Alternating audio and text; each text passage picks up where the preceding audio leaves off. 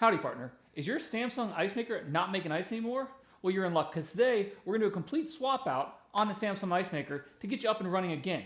Now a couple years ago we posted a video about the forced defrost function that we can do here, and that video has helped hundreds of thousands of people to get the ice making again, and it worked for us for a couple years. But after a while the forced defrost stopped working, so today we're going to swap out the entire ice maker. So when you get started with this, the first thing you want to do is go to our other video and do that forced defrost to make sure you've got no ice or any residue up in this ice maker. Once you get the ice maker pulled out and you make sure you don't have any collected ice or anything else to make it difficult to remove, you're going to come in and you're going to read this part number right here. And you want to make sure these are not universal. Make sure you get the right part number for your refrigerator. Now this repair is pretty straightforward, just a couple common tools. Phillips head screwdriver, maybe a flathead. So the first thing you're going to do is you're going to take out this screw right here.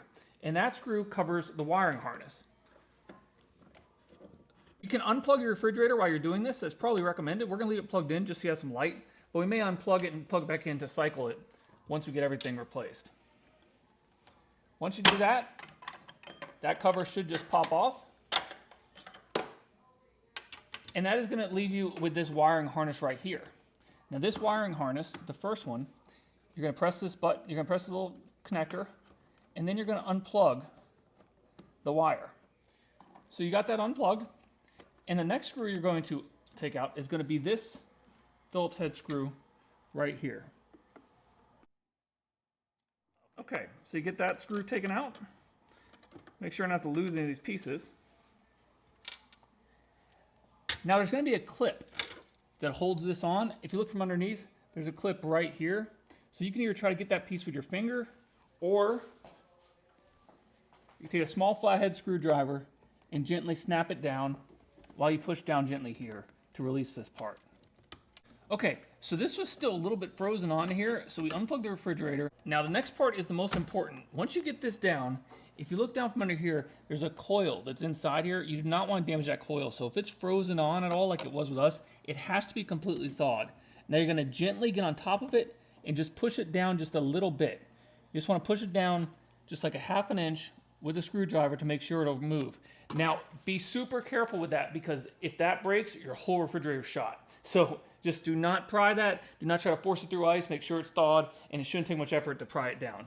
Once you do that, you're going to push this button right here at the top, and then you're going to go ahead and pull forward on the ice maker, and then it should come down, and you should be able to remove the entire unit, being careful of that coil.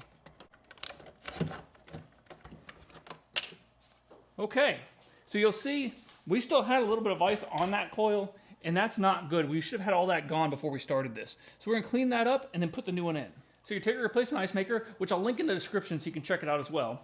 You're going to take out that one screw that's right here like we just did inside, and then you're going to go ahead and pop the bottom off of this, and you'll see that that coil is going to fit right in here. Well, we want to slide this in, being careful of that coil, and then also making sure to push it up towards the top of the refrigerator. And then when you get in the top, it should snap right in, just like that. Then you have your coil here. Again, not bunching it up. You want to close that to where it fits into the new ice maker, and close it up till it snaps. Then we're going to put in that screw.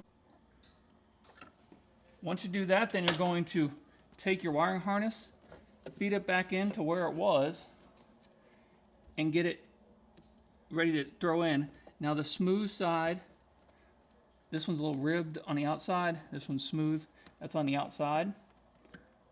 You're going to snap it back in. So you're going to take that wire and push it right into this channel right here. That'll just tuck everything in nicely. And you're going to have hooks on the back.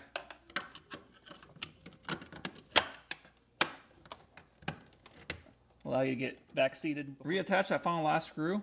Careful that you don't run into any wires.